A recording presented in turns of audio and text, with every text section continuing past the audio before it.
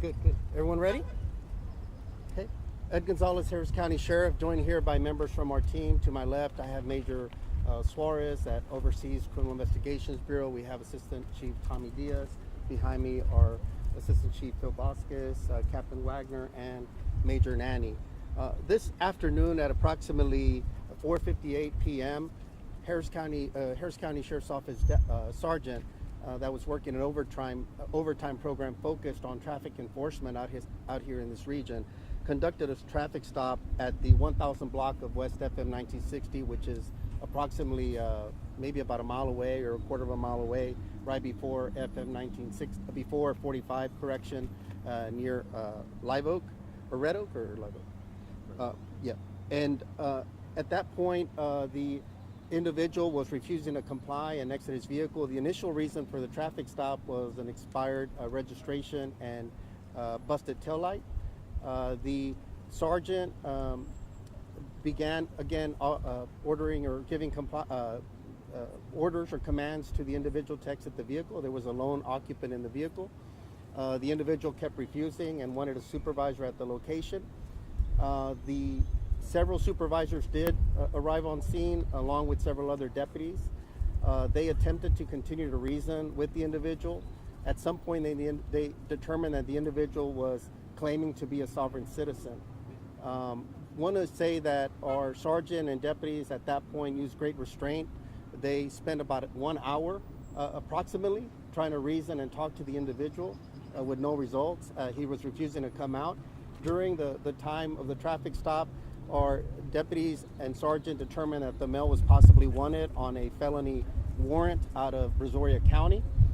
So at that point, it became a felony stop, if you will. And again, that continued for over an hour of them parked, positioned. Deputies were on scene. They placed spikes to try to protect from the individual fleeing and causing danger to anyone else. But nonetheless, after over an hour of giving him commands and trying to de-escalate and reason with him, the suspect took off. The pursuit began at approximately 16:17, which was approximately 4:17 p.m. About 2 minutes later, at approximately 4:19, the pursuit began this way. At approximately 2 minutes later, at 4:19, they attempted to pit the vehicle, which is a maneuver that's allowed, and to try to stop the vehicle, at which point the SUV the individual was in spun out, facing the opposite direction of travel. He exited the vehicle, armed with a pistol, and began firing at our deputies. Deputies returned fire, and he attempted to get up once again and fire some more shots. Again, the exchange of gunfire continued, and ultimately he collapsed and ultimately was pronounced deceased here at the scene. We have a total of 4 members of our agency that fired weapons. One is a sergeant with 25 years of service, and 3 deputies ranging in years of service from 7 to 2 and 1 year. So a total of 4 deputies returned fire. There is a small semi-automatic pistol that is near the deceased person's body, and that is the basics right now of what we have. So again, I think this is a reminder that sovereign defiance can sometimes turn into violence, that sometimes individuals that claim to be sovereign believe that they're not subject to government authority or law enforcement authority. And at the end of the day, our deputies are not required to allow anyone to violate the law. They were on a lawful traffic stop, and again, that's what transpired out here. And so our condolences go out to everyone involved, to the victim's family or the suspect's family, and obviously our deputies as well that put their lives on the line out here to protect the public. Briefly in Spanish, esta tarde aproximadamente a las 3 p.m. Un oficial, un sargento de nuestra agencia, paró a una persona aquí en tránsito. El individuo no quiso salir de su carro, no estaba obedeciendo sus órdenes.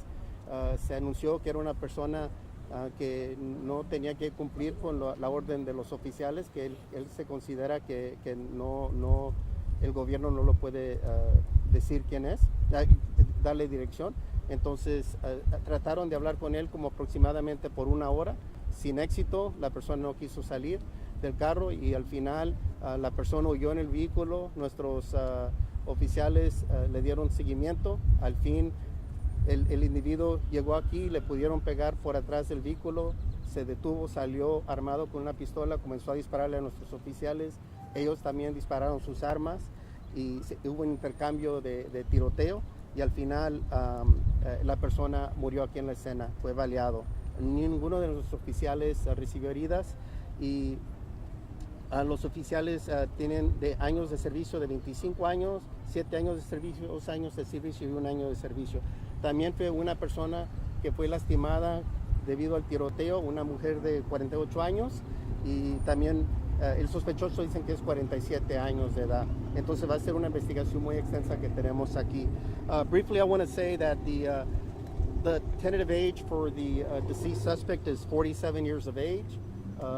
Also forgot to mention that there was a female that was parked in the parking lot here at the food town in her vehicle, and one of the bullets struck her vehicle, we believe, penetrated the vehicle and wounded her side. We're told that she was in surgery, but she was conscious and alert upon transport. So out of precaution, we're going to say she's serious, but she is expected to survive her injuries. Also, the school bus that's here in the parking lot was occupied by 2 adults. It was traveling through the parking lot where the bus itself sustained a bullet strike, but the individuals, no one was injured inside those vehicles. Any questions? Can you tell us about that reported felony warrant? What do you know about that right now? What we know out here at the scene, it's a felony evading warrant. But again, we want to confirm because we still want to make sure that we're working with the Harris County Institute of Forensic Sciences to confirm the identity of the person. But going based on the initial information, if it is the individual, indeed, it's an open felony warrant. Now, because that is an evading warrant, perhaps it leads into that, but do you have any evidence showing that he was actually a sovereign citizen, or do you think that that maybe had to do with the fact that he had a felony warrant? When his family on scene told you, have you encountered him before? We don't know if we've encountered him before or anything like that. We will talk to him. We will talk to our personnel here to see what other information we may have. He did apparently present some type of letter that he had, identify himself as such. And so, that'll all be part of our investigation. And I do want to add as well that everyone that discharged their weapon out here will be placed on a critical incident administrative leave.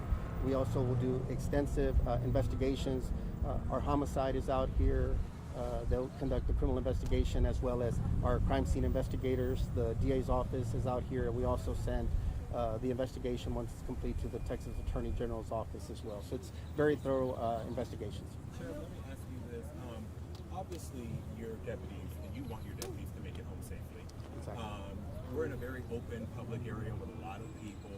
Are there any sort of protocols in place when it comes to when deputies are supposed to fire, when they're not going to fire, especially when it comes to populated areas like this intersection, shopping center? Yeah, well, again, I think the suspect determined the location when he exited his vehicle and began opening fire immediately upon exiting. So I think primarily, again, as I say most times, the suspects are going to dictate, our actions that follow after. We don't always have the benefit of time and place. They had him contained where he was at.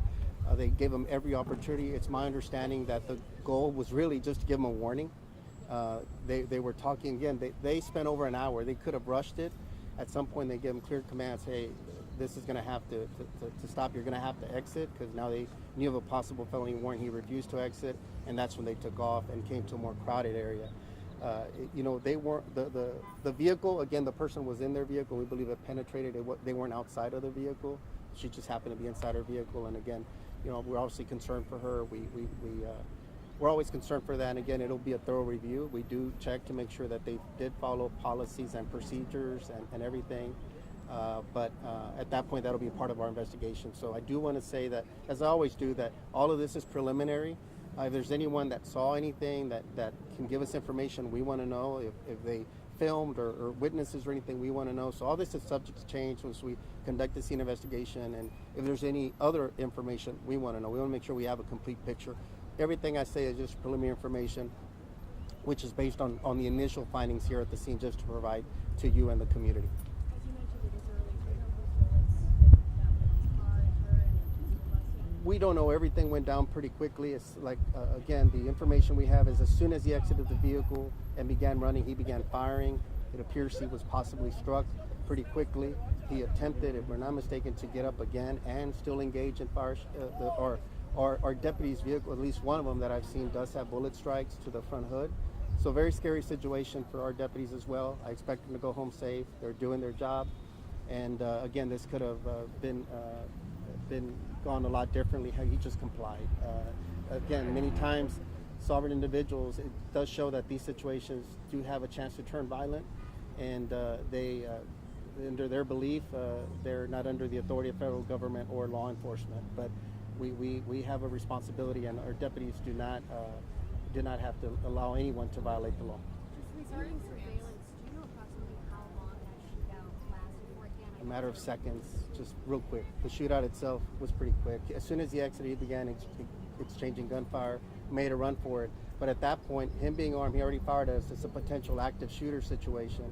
Thankfully, he didn't strike anybody that we know unrelated to the vehicles that were struck. Again, we don't know who's responsible, but he's coming, as we said, a crowded area. There's shoppers on this side. He could have started firing shots. Again, we don't know at that point what's in his mindset, that were on the side of the store, and others could have been hurt. I heard a question over here. Just to clarify, this bystander was struck how many times? The bystander, the female, one time. We believe it probably penetrated the vehicle. It was somewhere like in the parking lot over here. The bus was traveling away when it was struck, so it was like exiting already, and we believe maybe once. We found the semi-automatic on scene. Any other nefarious things, weapons found in the vehicle? Not yet. We haven't processed the vehicle. The vehicle's still where it stopped. So that'll be part of our investigation to see if he had any other weapons or not. Do you know how many people responded to that initial scene, and if there were other agencies involved, and then how many units were actually involved in the chase and the pursuit? I know several, a couple. He requested a supervisor, and I believe at least 2 sergeants and a lieutenant had responded to the scene. The person that stopped, he himself is a sergeant, so he's a supervisor as well. And then there were multiple units on the scene. I don't know how many were trailing behind, but the initial pursuit included at least the 3 or 4 that ended up ultimately firing shots. It lasted pretty short. Like I said, the pursuit commenced at approximately 4:17. And the pit occurred approximately 2 minutes later at 4:19. So it's just a matter of 2 minutes. Again, like right on this side of 45 to this place, maybe a quarter mile to a mile. Any other questions? Did I miss anything? Thank you, Sheriff. Thank you. Thank you. Thank you all.